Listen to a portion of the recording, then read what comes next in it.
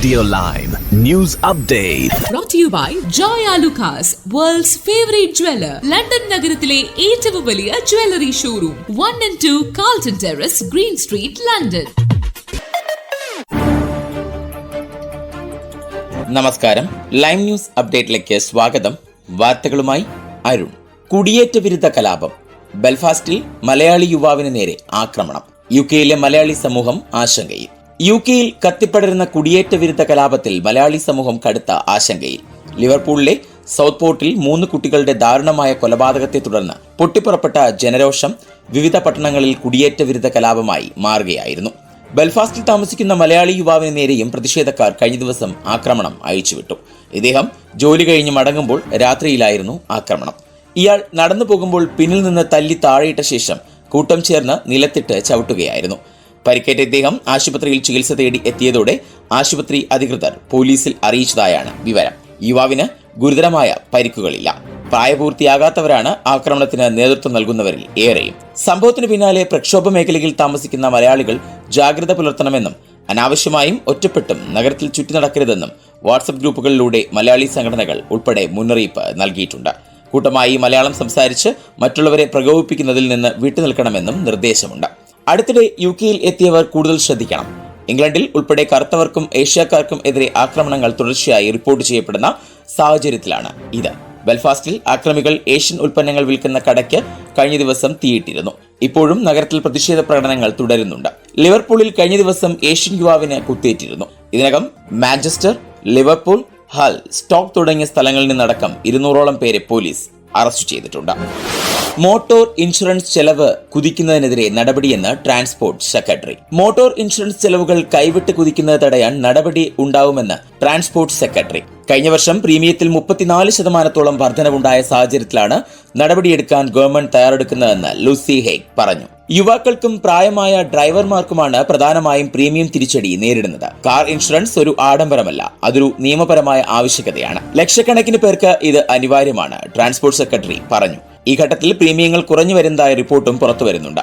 ഈ സമയത്താണ് ഗവൺമെന്റ് വിഷയത്തിൽ ഇടപെടുമെന്ന് വ്യക്തമാകുന്നത്. ടോറി ഭരണത്തിന് കീഴിൽ മാന്യമല്ലാത്ത ഇടപാടുകളും കുതിച്ചുയർന്ന പണപ്പെരുപ്പവും കുഴികൾ നിറഞ്ഞ റോഡുകളും വർദ്ധിച്ച കാർ മോഷണങ്ങളും ചേർന്നാണ് കവറേജ് ചെലവ് ഉയർന്നതെന്ന് ലൂസി ഹേഗ് പറയുന്നു. പ്രീമിയങ്ങളെ നിരവധി ഘടകങ്ങൾ ബാധിക്കുന്നതായി ABI ഇൻഷുറൻസ് സംഘടനയും വ്യക്തമാക്കി. എന്നാൽ ആളുകളുടെ വംശം പോലും ഇൻഷുറൻസ് പ്രീമിയങ്ങളെ ബാധിക്കുന്നതായി റിപ്പോർട്ട് പുറത്തു വന്നിരുന്നു. വെള്ളക്കാരെ അപേക്ഷിച്ച് ന്യൂനപക്ഷ വംശങ്ങളിൽ നിന്നുള്ളവർക്ക് പ്രീമിയം കൂടുന്ന പ്രവണത കണ്ടുവരുന്നുമുണ്ട്. ലെസ്റ്ററിൽ സ്ത്രീകൾക്ക് നേരെ ബലാത്സംഗ ശ്രമവും കത്തിയാക്രമണവും. 13കാരനെ അറസ്റ്റ് ചെയ്ത പോലീസ്. കത്തികൊണ്ടുള്ള ആക്രമണവും ലൈംഗികാതിക്രമവും ബലാത്സംഗവും ഉൾപ്പെടെയുള്ള കുറ്റങ്ങൾ ചുമത്തി ലെസ്റ്ററിൽ ഒരു 13കാരനെ പോലീസ് അറസ്റ്റ് ചെയ്തു. നഗരത്തിലെ ന്യൂഫൗണ്ട് പൂൾ ഭാഗത്ത് 3 ആഴ്ചയായി ഈ ബാലന്റെ വിക്രിയകൾ നടന്നു വരികയായിരുന്നു എന്നാണ് റിപ്പോർട്ടുകൾ. വെള്ളിയാഴ്ച രാവിലെയാണ് പോലീസ് ഈ കൗമാരക്കാരന്റെ അറസ്റ്റ് രേഖപ്പെടുത്തിയത്. ബലാത്സംഗ ശ്രമം, ഒരു സ്ത്രീക്ക് നേരെയുള്ള ലൈംഗികാതിക്രമം, അനധികൃതമായി ആയുധം കൈവയ്ക്കൽ തുടങ്ങിയ കുറ്റങ്ങളാണ് കൗമാരക്കാരന് മേൽ ചുമത്തിയിരിക്കുന്നത്. ഇക്കഴിഞ്ഞ ജൂലൈ 10 റൂബി സ്ട്രീറ്റിൽ വെച്ചായിരുന്നു കത്തി കാണിച്ച് ഭീഷണിപ്പെടുത്തി ഇയാൾ ഒരു സ്ത്രീയെ ബലാത്സംഗം ചെയ്യാൻ ശ്രമിച്ചത്. ജൂലൈ 29 സ്റ്റീഫൻസൺ ഡ്രൈവിൽ വെച്ച് മറ്റൊരു സ്ത്രീയെ ബലാത്സംഗം ചെയ്യാൻ ശ്രമിച്ചതിനും ഈ 13കാരന് മേൽ കേസ് ചാർജ് ചെയ്തിട്ടുണ്ട്. 2 ദിവസത്തിന് ശേഷം റോവാൻ സ്ട്രീറ്റിൽ വെച്ചും ഈ ബാലൻ മറ്റൊരു സ്ത്രീയെ കത്തിക്കാട്ടി ഭീഷണിപ്പെടുത്തി ലൈംഗികമായി അതിക്രമിച്ചു. അതിനു പുറമെ വ്യാഴാഴ്ച ഫോറസ്റ്റ് റോഡിൽ അനധികൃതമായി കത്തി കൈവശം വെച്ചതിന് ഒരു കേസ് കൂടി ഈ കൗമാരക്കാരന് മേൽ പോലീസ് ചുമത്തിയിട്ടുണ്ട്. ഈ സംഭവങ്ങളുമായി ബന്ധപ്പെട്ട കൂടുതൽ അന്വേഷണങ്ങൾ നടന്നുകൊണ്ടിരിക്കുകയാണെന്നും ഇതിനെക്കുറിച്ച് കൂടുതൽ അറിയാവുന്നവർ മുന്നോട്ട് വരണമെന്നും പോലീസ് അറിയിച്ചിട്ടുണ്ട്. അമിത വേഗതയ്ക്ക് 100 പൗണ്ട് വരെ പിഴയും 3 പോയിന്റ് നഷ്ടവും. യുകെയിൽ ആകെയായി ഏതാണ്ട് 7000 സ്പീഡ് ക്യാമറകളാണ് വിവിധ സ്ഥലങ്ങളിലായി ഘടിപ്പിച്ചിരിക്കുന്നത്. വ്യത്യസ്ത തരങ്ങളിൽപ്പെട്ട ഈ ക്യാമറകൾ റോഡ് നെറ്റ്വർക്കിന്റെ വിപുലമായ ഒരു ഭാഗമാണ് നിരീക്ഷണത്തിലാക്കുന്നത്. അതുകൊണ്ട് തന്നെ ഓരോ വർഷവും ആയിരക്കണക്കിന് ആളുകളാണ് അമിതവേഗത്തിൽ വാഹനം ഓടിച്ചതിന് പിഴയൊടുക്കുന്നത്. റോഡിലെ ചില അടയാളങ്ങളെ ആസ്പദമാക്കിയോ അതല്ലെങ്കിൽ റഡാർ സാങ്കേതിക വിദ്യ ഉപയോഗിച്ചോ ആണ് ഇവ ഒരു വാഹനത്തിന്റെ വേഗത അളക്കുന്നതെന്ന് RACയിലെ മോട്ടോറിംഗ് വിദഗ്ധർ പറയുന്നു. അമിതവേഗതയിൽ വാഹനം ഓടിക്കുമ്പോൾ നിങ്ങൾ പിടിക്കപ്പെട്ടാൽ 100 പൗണ്ടാണ് പിഴ. മാത്രമല്ല, നിങ്ങളുടെ ലൈസൻസിൽ 3 പെനാൽറ്റി പോയിന്റുകളും ചേർക്കപ്പെടും. ചിലപ്പോൾ പിഴയൊടുക്കേണ്ടതിന് പകരമായി ഡ്രൈവർമാർക്ക് സ്പീഡ് അവയർനെസ് കോഴ്സുകൾ പങ്കെടുക്കേണ്ടതായും വന്നേക്കാം. പിഴ ഒഴിവാക്കുവാനായി ചില ഡ്രൈവർമാർ ക്യാമറയുടെ അടുത്തെത്തുമ്പോൾ വാഹനത്തിന്റെ വേഗത കുറയ്ക്കാറുമുണ്ട്. എന്നാൽ ഇത് ഫലവത്താകില്ല എന്നതാണ് റിപ്പോർട്ടുകൾ സൂചിപ്പിക്കുന്നത്. കടുത്ത സാമ്പത്തിക സമ്മർദ്ദം, സേവനങ്ങൾ വെട്ടിക്കുറച്ച് ഇംഗ്ലണ്ടിലുടനീളമുള്ള ഫാർമസികൾ കടുത്ത സാമ്പത്തിക സമ്മർദ്ദം നേരിടുന്നതായുള്ള ഗവേഷണ റിപ്പോർട്ടുകൾ പുറത്ത്. 2100-ലധികം ഫാർമസികളെ പ്രതിനിധീകരിക്കുന്ന ഫാർമസി ഉടമകളെ വെച്ച് നടത്തിയ വോട്ടെടുപ്പിൽ കഴിഞ്ഞ 12 മാസമായി പ്രാദേശികമായി കമ്മീഷൻ ചെയ്ത സേവനങ്ങൾ നൽകുന്നത് നിർത്തിയതായാണ് പഠനത്തിൽ പങ്കെടുത്ത 96% പേരും പറയുന്നത്. അടിയന്തര ഗർഭനിരോധന മരുന്നുകളും പുകവലി ഉപേക്ഷിക്കാൻ സഹായിക്കുന്നവയും ഇതിൽ ഉൾപ്പെടുന്നുണ്ട്. പഠനത്തിൽ പങ്കെടുത്ത ഫാർമസി ഉടമകളിൽ 4 പേരും പ്രവർത്തന സമയം നീട്ടുന്നത് നിർത്തേണ്ടി വന്നതായി പറഞ്ഞു. 90% ഉടമകളും ഉയർന്ന ചെലവ് മൂലം ഏജൻസികൾ വഴി നിയമിക്കുന്ന ഫാർമസിസ്റ്റുകളെ നിർത്തേണ്ടതായി വന്നതായി പറയുന്നു. കമ്മ്യൂണിറ്റി ഫാർമസി ഇംഗ്ലണ്ട് നടത്തിയ പഠനത്തിൽ 92 ഉടമകളിൽ 1 പേരും രോഗികൾക്ക് കുറിപ്പടി മരുന്നുകൾ സൗജന്യമായി വിതരണം ചെയ്യുന്നത് നിർത്തിയതായും കണ്ടെത്തി. 2017 മുതൽ ഇംഗ്ലണ്ടിലെ ഏകദേശം 1000 ഫാർമസികളാണ് അടച്ചുപൂട്ടിയത്. ഇതിനു പിന്നാലെയാണ് പഠന റിപ്പോർട്ട് പുറത്തിറങ്ങിയത്. ഇംഗ്ലണ്ടിലെ ദരിദ്ര പ്രദേശങ്ങളിലെ ഫാർമസികളാണ് അടച്ചുപൂട്ടലിന്റെ ഭീഷണി ഏറ്റവും കൂടുതൽ നേരിടുന്നതെന്നും റിപ്പോർട്ടുകൾ പറയുന്നു. ഇനി നാട്ടിലെ വാർത്തകൾ. മണ്ണിലേക്കവർ ഒന്നിച്ചു മടങ്ങി. തിരിച്ചറിയാത്ത മൃതദേഹങ്ങൾ പുത്തുമലയിൽ സംസ്കരിച്ചു. വയനാട് മുണ്ടക്കയിലും ചൂരൽമലയിലും ഉണ്ടായ ഉരുൾപൊട്ടലിനെ തുടർന്ന് കണ്ടെത്തിയ മൃതദേഹങ്ങളിൽ തിരിച്ചറിയാൻ സാധിക്കാത്ത 8 പേർക്ക് ഹാരിസൺ മലയാളത്തിന്റെ പുത്തുമലയിലെ ഭൂമിയിൽ സർവ്വമത പ്രാർത്ഥനയോടെ ജന്മനാട് വിട നൽകി. തിരിച്ചറിയാൻ സാധിക്കാത്ത മൃതദേഹങ്ങൾ ഒരു വട്ടം കൂടി നേരിൽ കണ്ട് തങ്ങളുടെ ഉറ്റവർ ആരെങ്കിലും ഇക്കൂട്ടത്തിലുണ്ടോ എന്ന് പരിശോധിക്കാനായി വിവിധ ഭാഗങ്ങളിൽ നിന്ന് ഉറ്റവരെ നഷ്ടപ്പെട്ട നിരവധി പേർ എത്തിയിരുന്നു. പഞ്ചായത്തിന്റെ നേതൃത്വത്തിൽ നടത്തിയ സംസ്കാരം സർവ്വമത പ്രാർത്ഥനയോടെ നടന്നു. പുത്തുമലയിൽ ഹാരിസൺ മലയാളം ലിമിറ്റഡ് സൗജന്യമായി വിട്ടു നൽകിയ 64 സെന്റ് ഭൂമിയിലാണ് ഉരുൾപൊട്ടലിൽ ജീവൻ നഷ്ടപ്പെട്ട് തിരിച്ചറിയാൻ സാധിക്കാത്തവർക്ക് അന്ത്യവിശ്രമം. സംസ്ഥാന സർക്കാർ ആവശ്യപ്പെട്ടതനുസരിച്ചാണ് ഹാരിസൺ മലയാളം സ്ഥലം വിട്ടു നൽകിയത്. ഹിന്ദു, മുസ്ലിം, ക്രിസ്ത്യൻ പുരോഹിതന്മാരുടെ 10 മിനിറ്റ് വീതം നീണ്ട പ്രാർത്ഥനയ്ക്ക് ശേഷമായിരുന്നു സംസ്കാരം നടന്നത്. സന്നദ്ധ സംഘടനാ പ്രവർത്തകരും നാട്ടുകാരും ചടങ്ങിൽ പങ്കെടുത്തു. ഇതുവരെ തിരിച്ചറിയാൻ സാധിക്കാത്ത 67 മൃതദേഹങ്ങളിൽ 8 മൃതദേഹങ്ങളാണ് ഹാരിസൺ മലയാളത്തിൽ സംസ്കരിച്ചത്. 30 കുഴിയെടുത്തിരുന്നു. ഒടുവിൽ 8 പേരുടെ സംസ്കാരമാണ് നടത്തിയത്. AK Saseendran, MP Rajesh, K Rajan തുടങ്ങിയ മന്ത്രിമാരും ടി സിദ്ദിഖ് MLA ഉൾപ്പെടെയുള്ള ജനപ്രതിനിധികളും സംസ്കാര ചടങ്ങുകളിൽ പങ്കെടുത്ത് അന്ത്യോപചാരമർപ്പിച്ചു. തിരച്ചിലിൽ ലഭിച്ച 198 മൃതദേഹങ്ങളുടെയും അവശിഷ്ടങ്ങളുടെയും പോസ്റ്റ്മോർട്ടം പൂർത്തിയായി. വയനാട് ദുരന്തത്തിൽ ഇതുവരെ മരണം 387. തെരച്ചിൽ ഇന്നും തുടരും. ജില്ലയിൽ സ്കൂളുകൾ ഇന്നു മുതൽ പ്രവർത്തിക്കും. കേരളത്തെ നടുക്കിയ മുണ്ടക്കൈ ഉരുൾപൊട്ടലിൽ മരണം 387 ഇതിൽ 172 പേരെയാണ് ഇതുവരെ തിരിച്ചറിഞ്ഞത്. ഇവരിൽ 8 പേരുടെ മൃതദേഹം ഇന്നലെ സംസ്കരിച്ചു. ശേഷിച്ചവരുടെ സംസ്കാരം ഇന്ന് നടക്കും. ഔദ്യോഗിക കണക്കനുസരിച്ച് 221 പേരാണ് മരിച്ചത്. ഇനിയും 180 പേരെ കണ്ടെത്താനുണ്ട്. ഇവർക്കായുള്ള തെരച്ചിൽ ഇന്നും തുടരും. അതേസമയം ചൂരൽമലയ്ക്ക് മുകളിലേക്ക് തെരച്ചിലിനായി പോകുന്നവരുടെ എണ്ണത്തിൽ ഇന്ന് നിയന്ത്രണം ഏർപ്പെടുത്തും. എണ്ണം കൂടുന്നത് തിരിച്ചടിയാകുമെന്ന വിലയിരുത്തിയാണ് നടപടി.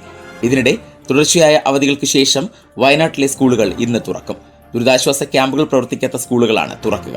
മുണ്ടക്കൈ ഉരുൾപൊട്ടലിൽ കാണാതായവർക്കായി ചാലിയാർ പുഴയിലും ഇന്നും തെരച്ചിൽ തുടരും. പഞ്ചായത്ത് അംഗങ്ങളുടെ നേതൃത്വത്തിൽ ഓരോ വാർഡിലും 8 മണിയോടെ തിരച്ചിൽ സംഘം ഇറങ്ങും. ഇന്നലെ തിരച്ചിലിന് പോയി വനത്തിലകപ്പെട്ടവർ ഇന്ന് തിരികെ എത്തും. സൂചിപ്പാറയ്ക്കടുത്ത് കാന്തൻപാറയിൽ കണ്ട മൃതദേഹം എടുക്കുന്നതിലുണ്ടായ താമസത്തെ തുടർന്നാണ് ഇവരുടെ തിരിച്ചുവരവ് തടസ്സപ്പെട്ടത്. കാട്ടാന ശല്യമുള്ളതിനാൽ രാത്രി തിരികെ എത്തുന്നത് സുരക്ഷിതമല്ലാത്തതിനാലാണ് ഇവർ വനത്തിൽ തന്നെ തുടരാൻ തീരുമാനിച്ചത്.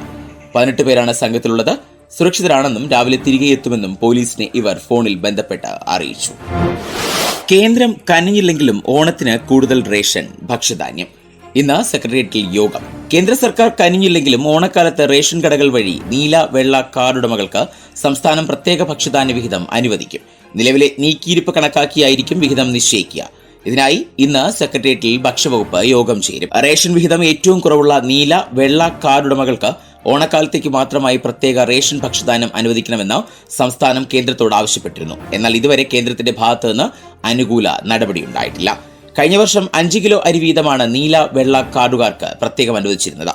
ഇക്കുറി അത്രയും നൽകാനുള്ള ഭക്ഷ്യധാന്യം ഉണ്ടാകുമോ എന്നതിൽ ആശങ്കയുണ്ട്. കഴിഞ്ഞ വർഷം മാസം തോറും 10 കിലോ വരെ അരിയാണ് വെള്ളക്കാർഡുകാർക്ക് സാധാരണ റേഷൻ വിഹിതമായി നൽകിയിരുന്നത്. എന്നാൽ ആവശ്യത്തിന് അരിയില്ലാത്തതിനാൽ ഏതാനും മാസമായി 5 കിലോ അരി നൽകാനേ കഴിയുന്നുള്ളൂ. 52 ലക്ഷത്തോളം കാർഡുടമകൾ വെള്ള, നീല വിഭാഗങ്ങളിലായിട്ടാണ് ഉള്ളത്. ഇനി സ്പോർട്സ് വാർത്തകൾ. ഡ്യൂറാൻഡ് കപ്പ് ഫുട്ബോളിൽ കേരള ബ്ലാസ്റ്റേഴ്സിന് സമനില.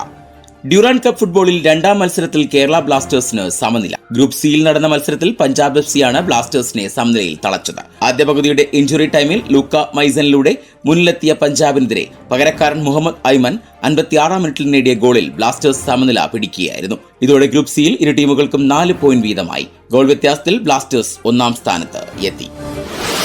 ഇനി ഒളിമ്പിക്സ് വാർത്തകൾ. ശ്രീജേഷിന് മുന്നിൽ മുട്ടുമടക്കി ബ്രിട്ടൻ. ഒളിമ്പിക്സ് ഹോക്കിയിൽ ഇന്ത്യ സെമിയിൽ. PR ശ്രീജേഷ് എന്ന മലയാളി ഗോൾ കീപ്പർ പോസ്റ്റിന് കീഴെ പാറ പോലെ ഉറച്ചുന്നതോടെ ബ്രിട്ടീഷ് താരങ്ങൾ മുട്ടുമടക്കി. ഒളിമ്പിക്സ് ഹോക്കിയിൽ ഇന്ത്യ സെമിയിലെത്തി. തന്റെ അവസാന ഒളിമ്പിക്സ് ടൂർണമെന്റ് കളിക്കുന്ന ശ്രീജേഷിന്റെ അസാധ്യ മികവിൽ ഇന്ത്യ ബ്രിട്ടനെ തകർത്തെറിഞ്ഞ് സെമി ഫൈനലിന് യോഗ്യത നേടി. നിശ്ചിത സമയത്ത് ഇരു ടീമുകളും ഓരോ ഗോൾ വീതം നേടിയ മത്സരത്തിൽ പെനാൽറ്റി ഷൂട്ടൌട്ടിലാണ് ഇന്ത്യ ജയിച്ചു കയറിയത്. ഹോക്കിയിൽ മികച്ച ടീമുകളിൽ ഒന്നായ ബ്രിട്ടൻ ഇന്ത്യക്കെതിരെ മികച്ച പ്രകടനമാണ് കാഴ്ചവെച്ചത്. ആക്രമണ മത്സരം കളിക്കുന്ന ടീമിനെതിരെ ഇന്ത്യ പ്രതിരോധ സമീപനം സ്വീകരിച്ചാണ് കളിച്ചത്. അതിനാൽ തന്നെ മലയാളി ഗോൾ കീപ്പർ ശ്രീജേഷിന് പിടിപ്പത് പണിയായിരുന്നു ഉണ്ടായിരുന്നത്. അതെല്ലാം ഭംഗിയായി ചെയ്ത താരം പെനാൽറ്റിയിൽ ഇന്ത്യക്ക് രക്ഷകനായി. ഇന്ത്യ തങ്ങൾ കിട്ടിയ 4 അവസരങ്ങളും ഗോളാക്കിയപ്പോൾ ബ്രിട്ടന് 2 എണ്ണം മാത്രമാണ് ലക്ഷ്യത്തിലെത്തിക്കാൻ സാധിച്ചത്. അതിലെ ബ്രിട്ടന്റെ അവസാന കിക്ക് ശ്രീജേഷ് സേവ് ചെയ്ത രീതി ലോകോത്തരമായിരുന്നു. സെമിഫൈനൽ അർജന്റീനയോ ജർമ്മനിയോ ആയിരിക്കും ഇന്ത്യയുടെ എതിരാളികൾ. ഇനി ഇന്നത്തെ പൗണ്ട് വിനിമയ നിരക്ക് 106.69 ഇന്ത്യൻ രൂപയാണ് ഇന്നത്തെ പൗണ്ട് വിനിമയ നിരക്ക്.